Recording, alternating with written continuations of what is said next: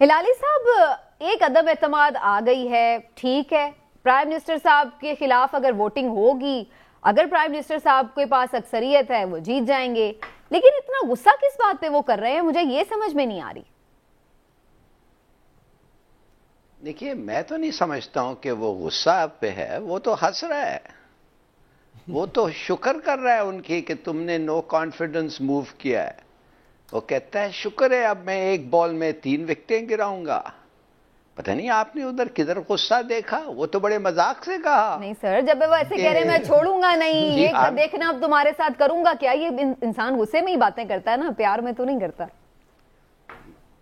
यार। 10 अल्फाज में एक अगर ऐसा अल्फाज हो जो आपको गुस्सा लगे और 9 जो हो मजाक और उनकी बुरी हालत करने में, आपको क्यों प्रॉब्लम हो रही है भाई? रिलैक्स।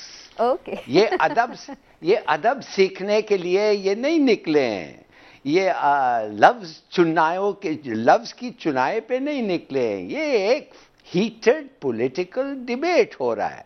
तो ये क्यों आप उनको अदब सिखाने के लिए जा रहे हैं? अच्छा, खास तौर ये भगोड़े और जो लोग जेल में होना चाहिए वो हम लोगों को आके अभी अदब सिखा रहे हैं। देखिए, सीधी सादी बात है, वो कह रहा है, मिसाल के तौर पे मैं उनको याद दिलाना चाहता हूं, ये तो प्राइम मिनिस्टर साहब जो हैं उनको पता होना चाहिए कि ख्वाजा आसिफ ने उसको डीजल कहा था, और उनको उस वक्त डीजल कहा था 1994-95 में, जब उनको कुछ डीजल के कंसेशंस बीबी से मिले थे, और वो कंसेशंस मिलने बाद इत्तेफाकन उनको उस वक्त की प्राइम मिनिस्टर बीबी 2 एम्बेसडरशिप्स भी दिए थे, और उनके लिए वो मेरे दफ्तर आए बात करने के लिए। आप तो विटनेस हैं इस सारे मामले, मौलाना साहब।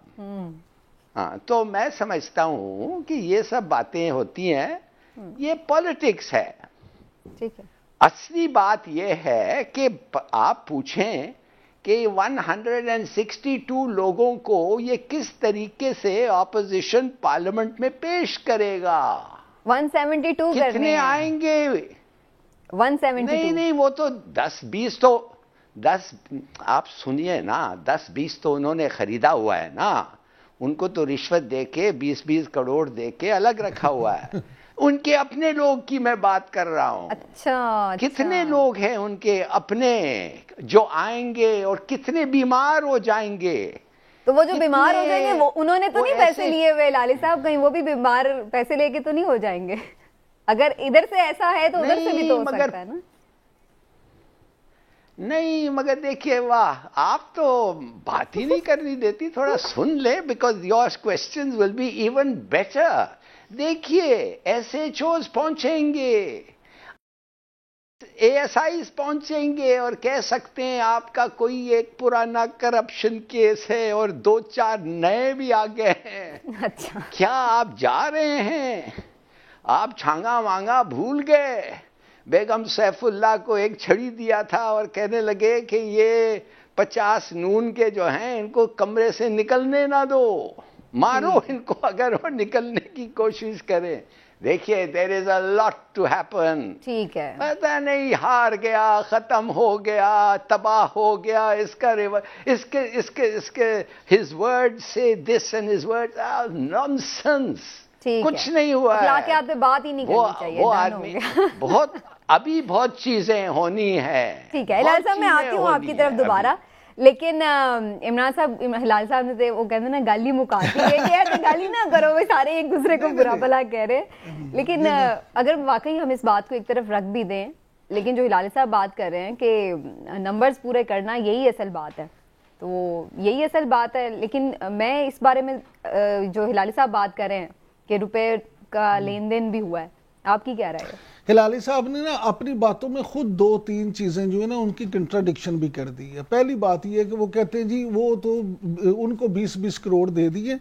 मैं तो नहीं समझता, मैं समझता हूँ इस वक्त तक तहरीक अदम एतमाद में, पाकिस्तानी सियासत में इस वक्त तक पैसे नहीं चले। अच्छा। अब कल की बात नहीं है, इस वक्त तक वादे वईद हो रहे हैं, टिकटों की बातें हो रही हैं, पैसों का मामला अभी तक मेरे इल्म में नहीं है। हिलाली साहब हो सकता है मौके के गवाह हो, इन्हें पता हो। दूसरी बात कि ये करें तो गलत है। अगर हुकूमत बकौल हिलाली साहब ही थानेदारों के जरिए, एएसआईज के जरिए और दूसरों के जरिए करें तो वो ठीक है।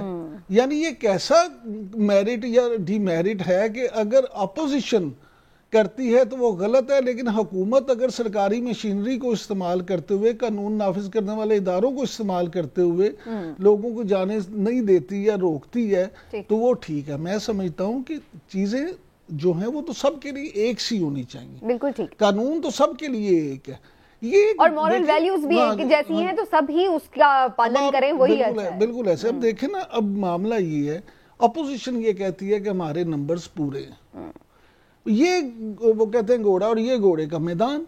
आप इजलास बुलाएं, आप उनसे कह लाएं जी अगर नंबर पूरे हैं तो ले आए।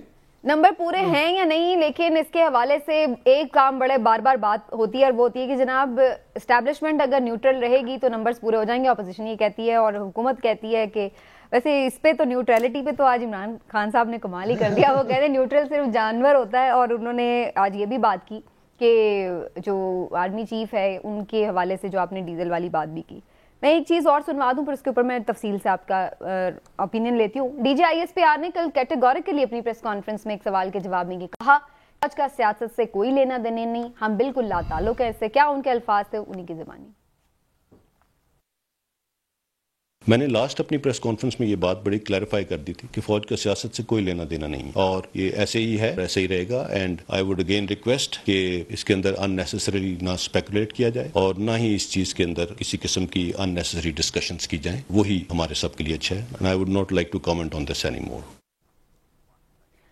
तो जनाब आपने डीजी ISPR की गुफ्तगू सुनी। इमरान साहब, इस पर आपका कमेंट भी लेती हूँ, और मैं साथ ही साथ वेलकम कर लूँ शो पर मोहम्मद मालिक साहब ने हमें ज्वाइन किया, सीनियर सहाफ़ी हमारे साथ मौजूद हैं।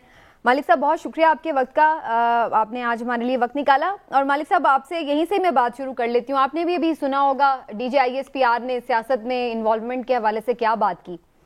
तो फिर आपके ख्याल से आज जो प्राइम मिनिस्टर साहब ने बात की, फिर जो अपोजिशन पहले बातें करती रही है, तो फिर फौज को आखिर सियासत में कौन इन्वॉल्व कर रहा है राइट नाउ? देखिए, अभी तो क्लियर की प्राइम मिनिस्टर साहब का ज्यादा झुकाव नजर आ रहा है इस तरफ की फौज को लाया है क्योंकि न्यूट्रलिटी वाली जो सी चीज चल रही है, न्यूट्रलिटी का तो अगर किसी को फायदा हो ना हो, लेकिन नुकसान तो रूलिंग को है, वजीर आजम को है, और ऑब्वियसली। लेकिन मेरा ख्याल है कि आज का बयान, मैं तो टू बी वेरी ऑनेस्ट बड़ा सरप्राइज हूँ कि बड़ा सख्त बयान है। इसमें दो अलामी चीजें हुई हैं आज उनकी। एक तो उन्होंने अपनी प्राइवेट कॉन्वर्सेशन की है एक वजीर आजम और आर्मी चीफ के दरमियान वाली, तो अगर ये बात शेयर हो सकती है, हो सकता है कल को बातें भी शेयर हो जाएं, तो ये एक बड़ा खतरनाक रविश हो सकती है।